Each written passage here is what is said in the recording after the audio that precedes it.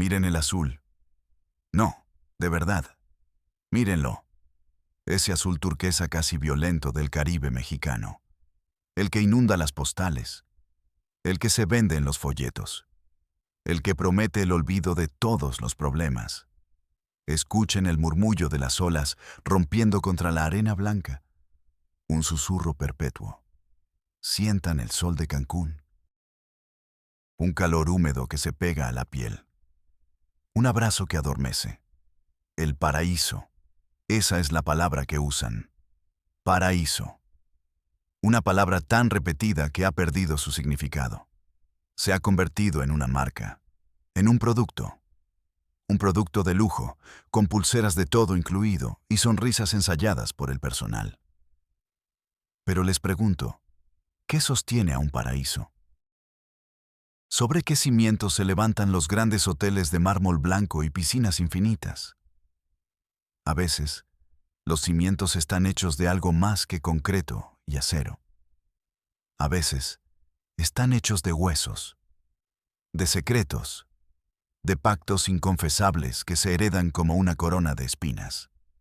Yo soy padre del valle. Y esto no es realidad México. Esto es la realidad prohibida. La historia que van a escuchar hoy se esconde detrás de la fachada más brillante de nuestro país. Se anclará en su memoria como el coral a la roca. Y no los dejará dormir. Es la crónica de una de las familias más poderosas de la Riviera Maya, la dinastía Solís. Y el pacto de sangre y silencio que los ha mantenido en la cima. Un pacto que no se firma con tinta. Se sella en la carne, en la inocencia robada de sus propias hijas. Generación tras generación. Antes de sumergirnos en esta oscuridad, no voy a pedirles un like. Voy a pedirles que respiren, que tomen un segundo para sentir el suelo bajo sus pies. Porque vamos a viajar a un lugar donde el suelo es falso, donde la belleza es una máscara. Si están dispuestos a rasgar ese velo, a ver el rostro real y putrefacto del poder, suscríbanse. Activen esa campana. No es para hacer crecer un canal, es para construir un archivo de las voces que fueron silenciadas por el lujo y el terror. Para que su grito, aunque sea tarde, finalmente resuene. Comenzamos. Julián Sosa era un hombre de certezas, un arquitecto. Su vida se regía por la física, por las matemáticas, por la lógica de las estructuras. Un hombre de líneas rectas, de ángulos precisos, de planos y cálculos. El concreto, el acero y el cristal eran su lenguaje. No creía en fantasmas, no creía en leyendas, creía en lo que podía medir, en lo que podía tocar. Por eso, cuando lo contrataron para la remodelación del Sol de Reyes, pensó que había alcanzado el cielo profesional. El Sol de Reyes no era un hotel, era un mito. El resort más exclusivo y legendario de Cancún. Un imperio blanco que se derramaba sobre la playa. Propiedad de la dinastía Solís.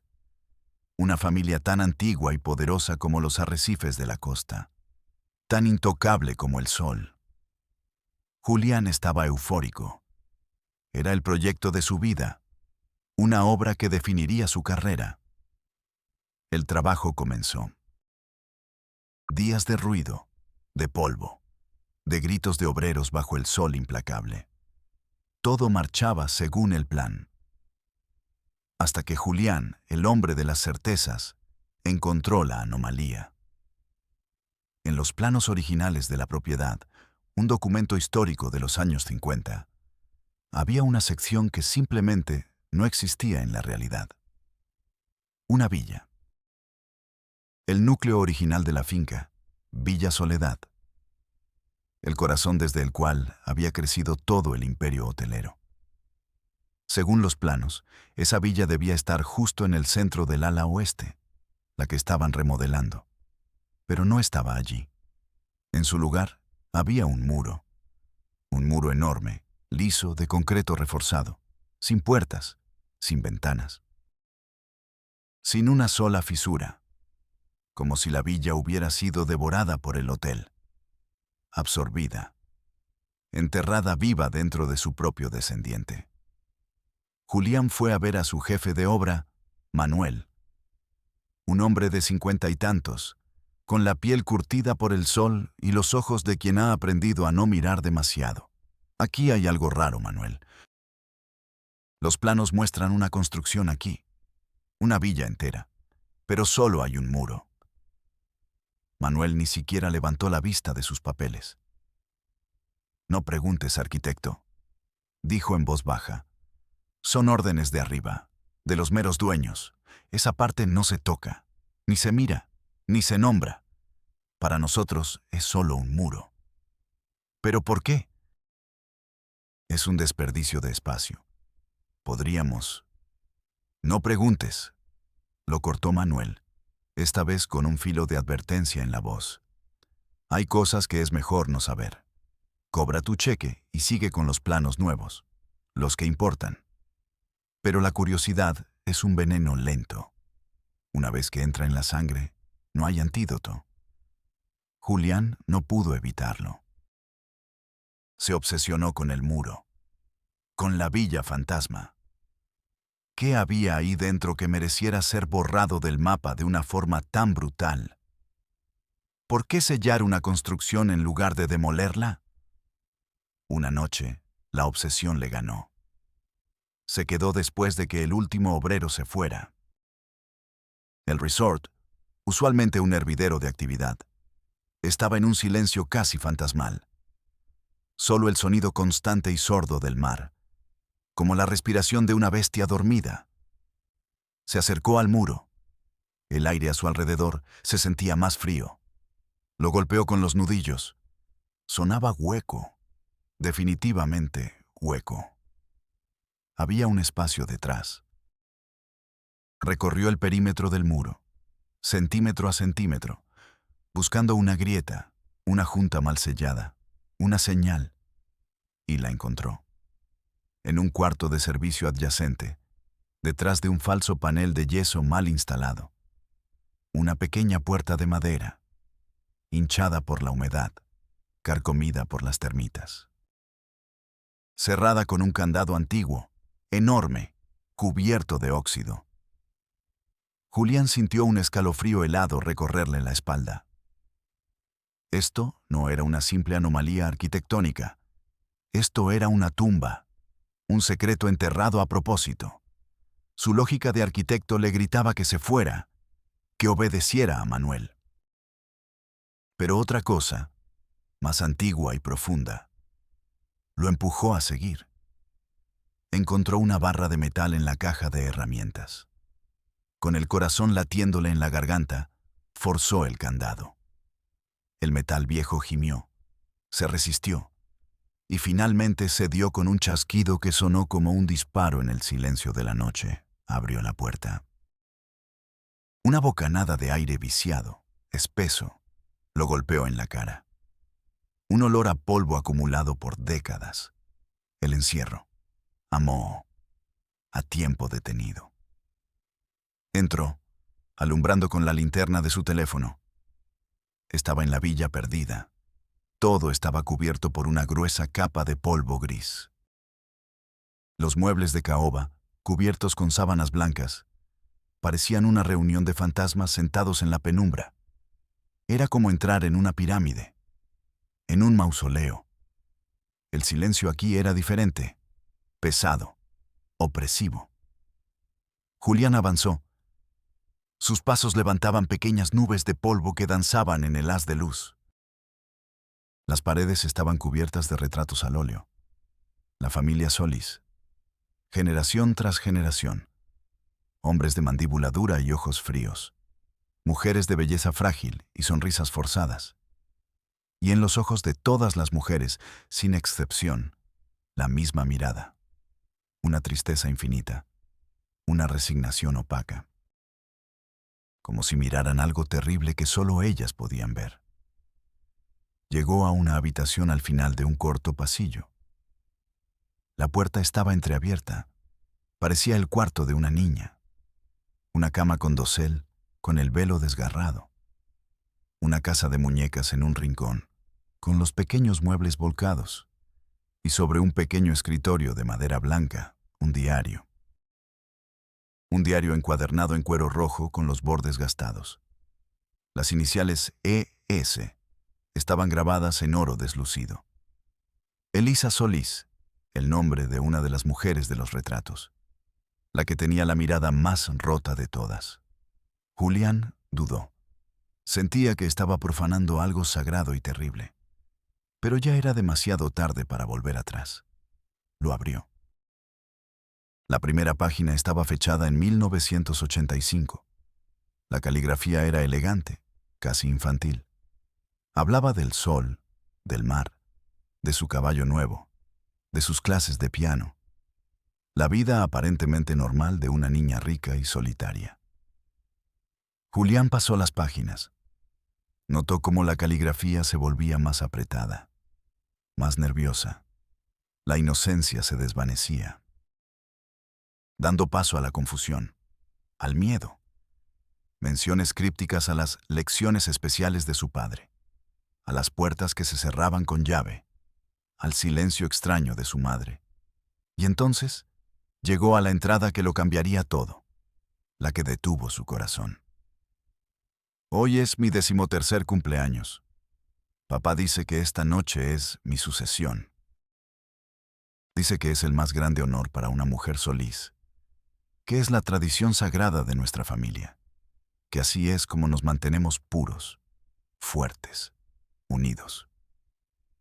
Julián tuvo que detenerse. El aire le faltaba. Las palabras eran ambiguas, pero su peso era oscuro, asfixiante. Dice que mi bisabuela lo hizo, y mi abuela, y mi madre. Dice que es mi turno de recibir la bendición de la sangre, de convertirme en la verdadera reina de esta casa. Siguió leyendo, con un pavor creciente. Mi madre me vistió. Me puso el vestido blanco de encaje que usó mi abuela, el que usan todas las reinas Solís. No me miró a los ojos. Sus manos estaban heladas. Mi padre me llevó al salón principal de la villa. Encendió las velas frente al gran retrato del fundador, mi tatarabuelo Ignacio. Me dijo que no tuviera miedo, que esto era un acto de amor puro, el secreto de nuestro poder, el pacto que nos hace intocables. Luego, cerró la pesada puerta de roble y me convirtió en reina. La última frase estaba borrosa, manchada por una gota que había corrido la tinta, una lágrima seca. Julián cerró el diario de golpe. El libro casi se le cae de las manos temblorosas. Sintió una oleada de náuseas. El aire de la villa de repente se sentía helado, sofocante. Le costaba respirar. El olor a polvo ya no era solo polvo, era el olor de la decadencia, el hedor de un secreto podrido durante un siglo. Se apoyó contra la pared fría, sintiendo el yeso desmoronándose bajo la presión de sus dedos. No era un diario. Era una confesión, un testamento, el grito silencioso de una niña, atrapado entre las páginas. El testimonio de un horror que se repetía, una y otra vez. En esa misma habitación, generación tras generación, el paraíso tenía un sótano, y él acababa de encontrar la llave. El incesto no era un crimen aislado, un secreto vergonzoso. Era una tradición, un ritual sagrado, la piedra angular de la dinastía Solís, una teología de la perversión. La historia de los Solís comenzó con un hombre, Ignacio Solís, el fundador, el del retrato. Llegó a estas costas a principios del siglo XX, cuando Cancún era solo una promesa susurrada en la selva. Ignacio no era un pionero, era un conquistador, un hombre que citaba la Biblia mientras despojaba a los pescadores mayas de sus tierras. Su ambición era tan grande como su crueldad. Construyó la Villa Soledad como su fortaleza personal. Su reino. Ignacio estaba obsesionado con la pureza de la sangre, del linaje, del poder. Creía que mezclarse con extraños debilitaba a la familia, contaminaba la herencia. Desarrolló una ideología retorcida, una religión personal. Una mezcla de eugenesia, fanatismo y narcisismo extremo. El pacto comenzó con su propia hija, la primera reina Solís. Lo disfrazó de ritual místico, una bendición para mantener la fortuna y la fuerza dentro de la familia, para crear un lazo más fuerte que la sangre, un lazo de culpa compartida y de silencio absoluto. La tradición se transmitió de padres a hijas. Los hombres Solís eran los sumos sacerdotes de este culto oscuro. Las mujeres, los recipientes del honor, las víctimas sacrificiales en el altar de la pureza familiar. Crecían sabiendo su destino sin que nadie se los dijera.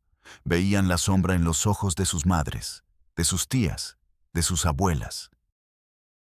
Sentían el peso de la tradición mucho antes de entenderla. Y en su 13º cumpleaños, la puerta se cerraba, y el ciclo de horror y silencio comenzaba de nuevo. Elisa, la dueña del diario, intentó romperlo. En las páginas siguientes a la sucesión, describía su disociación, cómo aprendió a separar su mente de su cuerpo, cómo se sentía un fantasma en su propia vida, y cómo, un día, un atisbo de luz entró en su prisión. Se enamoró de un chico del pueblo, un músico llamado Leo. Planearon escapar juntos. El diario se llena de esperanza, de planes febriles. Es casi doloroso leerlo. Pero su padre lo descubrió. No hubo gritos. No hubo castigos visibles. El método Solís era más limpio, más terrible. Una noche, Leo simplemente desapareció. Se desvaneció de la faz de la tierra. La policía local, ya entonces en el bolsillo de los Solís, abrió una investigación que duró 2 días. El caso se cerró por falta de pruebas. Elisa narra en su diario la angustia de esa espera. Hasta que un día, su padre la llamó a su despacho. Sobre la mesa de caoba había una caja de zapatos. «Esto es lo que pasa cuando se desafía a la familia, mi reina», le dijo. «Esto es lo que pasa cuando buscas amor afuera». Abrió la caja. Dentro había una flauta de madera, rota en 3 pedazos, la flauta que Leo siempre llevaba. Y junto a ella, un mechón de cabello negro. Nadie te amará como yo. Nadie te protegerá como yo. Afuera solo hay dolor y desaparición. Aquí, en mi abrazo, estás a salvo. Esa noche, Elisa se rindió. Elisa se convirtió en su madre, y en su abuela, y en todas las mujeres Solís antes que ella. Una prisionera con una sonrisa perfecta y los ojos muertos. El diario terminaba ahí, con las páginas en blanco, con un silencio que gritaba más que cualquier palabra. Julián salió de la villa al amanecer. El sol caribeño, que antes le parecía hermoso, ahora le resultaba obsceno. Una luz hipócrita que iluminaba un escenario de podredumbre. Se llevó el diario. Era su única prueba. El grito de Elisa desde el pasado. No pensó. Actuó. Fue a la policía, a la estación de la zona hotelera. Lo recibió un comandante con una guayabera de lino impecable y un reloj de oro que valía más que su coche. Comandante Portillo. Un hombre con una sonrisa fácil y ojos de reptil. Julián, con la voz temblorosa de rabia y miedo, le contó todo. La villa sellada, los retratos, el diario. Le mostró el diario. Portillo lo hojeó con una parsimonia insultante. Ni siquiera leyó. Solo pasó las páginas. «Señor Sosa», dijo, devolviéndole el diario como si estuviera sucio. «Usted es nuevo aquí, ¿verdad? La familia Solís es la fundación de esta ciudad. Son dueños de la mitad de la costa. Dan miles de empleos, traen turismo, son intocables. Esto, dijo, señalando el diario con un gesto de desdén, es un chisme viejo, un asunto familiar, delicado. Y usted, con todo respeto, no es de la familia. Pero es un crimen, es sistemático. Son generaciones de abuso. Swing, insistió Julián. Portillo se inclinó hacia adelante. La sonrisa desapareció. Su voz se volvió dura como el coral. Mire, arquitecto, aprecio su preocupación cívica, pero le doy un consejo de amigo. Devuelva ese libro donde lo encontró. Olvide que vio esa puerta. Termine su trabajo, cobre su cheque y váyase a su casa. Cancún es un paraíso para los turistas y para los que saben mantener la boca cerrada. No venga a revolver el lodo. Julián se quedó helado. No negaba nada, solo lo protegía. Salió de la oficina sintiendo el calor húmedo de Cancún como una manta asfixiante. El sistema no iba a ayudarlo. El sistema era el perro guardián del monstruo. Pero Julián no se rindió. El grito de Elisa no lo dejaba en paz. Viajó a Chetumal, la capital. Consiguió una cita en la Fiscalía General del Estado. Un edificio gris, impersonal, con olor a desinfectante y desesperanza. Lo recibió un vicefiscal, el licenciado Valadez. Un hombre con un traje mal cortado y una mirada permanentemente fija en su monitor. Julián volvió a contar la historia. Esta vez con más calma. Como un caso. Valadez tecleaba mientras Julián hablaba. Un tecleo constante y monótono. Cuando Julián terminó, el vicefiscal se ajustó las gafas. Entiendo la gravedad de lo que usted alega, señor Sosa. Es muy cinematográfico. Sin embargo, tenemos varios problemas procesales. El diario, aunque perturbador, es una prueba obtenida ilegalmente. Usted allanó propiedad privada. Es inadmisible. Además, podría ser una obra de ficción. La fantasía de una adolescente con problemas. Para iniciar una investigación formal, necesitaríamos una denuncia directa de una víctima. Viva. ¿La tiene?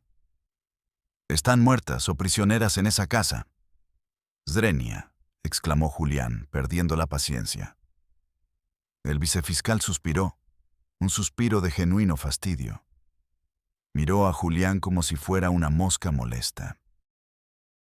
Señor Sosa, ahora esto, en el mejor de los casos, si es que algo es verdad, es un asunto de personas posiblemente desaparecidas en el pasado. Eso le corresponde a otra dependencia. Llene el formato 2B en la ventanilla de atención ciudadana. Y espera, ellos ya se comunicarán con usted. El sistema no buscaba justicia. Buscaba ordenar el horror en carpetas, clasificarlo, archivarlo hasta que fuera olvidado. Julián sintió una oleada de desesperación tan profunda que casi lo ahoga. Estaba luchando contra un monstruo con 1000 cabezas, y todas eran parte del mismo cuerpo burocrático. Su último recurso fue una pequeña ONG de derechos humanos en un barrio pobre de la ciudad. Lo escuchó una abogada, Carmen, una mujer de ojos cansados pero firmes. Ella sí le creyó. Leyó fragmentos del diario y sus ojos se llenaron de una furia silenciosa. Pero después, la realidad la golpeó. Julián, le dijo, podemos hacer un informe, mandarlo a la ONU, a la Comisión Interamericana, hacer ruido en redes. Pero no podemos meterlos a la cárcel. La familia Solís tiene al mejor equipo de abogados del país. Nos enterrarían en demandas.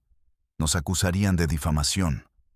El gobierno estatal nos quitaría los pocos fondos que tenemos. Nos cerrarían. Nosotros damos palos de ciego en la oscuridad. Ellos son los dueños de la oscuridad. Julián salió de esa última oficina sintiéndose completamente vacío, derrotado. Había tocado todas las puertas, y todas estaban cerradas, o custodiadas por los mismos monstruos. El pacto de los Solís no era solo familiar, era un pacto social. Un pacto de poder, dinero y silencio que abarcaba todo el Estado. Y él era solo un arquitecto, un hombre de líneas rectas en un mundo irremediablemente torcido. Julián regresó a Cancún a terminar su trabajo, derrotado. El muro que escondía la villa seguía intacto, un monolito al horror. Una tarde se le acercó un hombre, alto, bronceado, impecablemente vestido de lino blanco. Era Rodrigo Solís, el actual patriarca, el padre de la última reina, el nieto de Elisa. Señor Sosa, dijo con una sonrisa encantadora. Un placer conocerlo en persona. Su trabajo es excelente. Julián se quedó mudo. He oído que ha estado usted muy curioso, continuó Solís, su voz bajando a un susurro helado. He oído que ha estado visitando lugares que no están en su contrato, haciendo preguntas. Le puso una mano en el hombro, una mano pesada, abrasadora. Usted tiene una familia en la Ciudad de México, ¿no? Una hermana, creo. Linda chica. Estudia medicina. El suelo desapareció bajo los pies de Julián. Agradezco su preocupación por la historia de mi familia, continuó Solís. Su sonrisa nunca vaciló. Pero hay historias que deben permanecer en los libros, en los mausoleos. No se deben desenterrar. Usted es un buen arquitecto, con un futuro brillante. No lo arruine por fantasmas del pasado. Termine su trabajo, cobre su cheque y olvide que alguna vez abrió esa puerta. No era una sugerencia, era una sentencia. Julián entendió. Entendió la mirada de resignación en los retratos, el silencio de Elisa, el miedo que cimentaba ese paraíso. Hoy, el Sol de Reyes sigue en pie, más lujoso que nunca. Los turistas ríen en sus piscinas, beben margaritas, duermen en habitaciones de lujo, a pocos metros de la tumba sellada donde el horror, probablemente, se sigue repitiendo. Ignorantes, felices. Julián terminó el trabajo, cobró y huyó. Se fue de Cancún, se fue del país. Vive ahora en un lugar frío, anónimo, lejos del mar. A veces, por las noches, todavía puede oler el aire viciado de la villa. Todavía siente el peso del diario en sus manos. El diario está a salvo. Con él, su única y pobre victoria. Un día, dice, encontrará la forma de que el mundo escuche el grito de Elisa. Pero por ahora, el pacto de los Solís sigue intacto. La sangre sigue llamando a la sangre. Y el paraíso sigue ocultando su infierno a plena vista. Un monumento a la verdad más oscura de nuestro México. El poder no solo corrompe, protege a sus monstruos, generación tras generación, tras generación. Soy Padre del Valle, y nos vemos en la próxima Realidad México.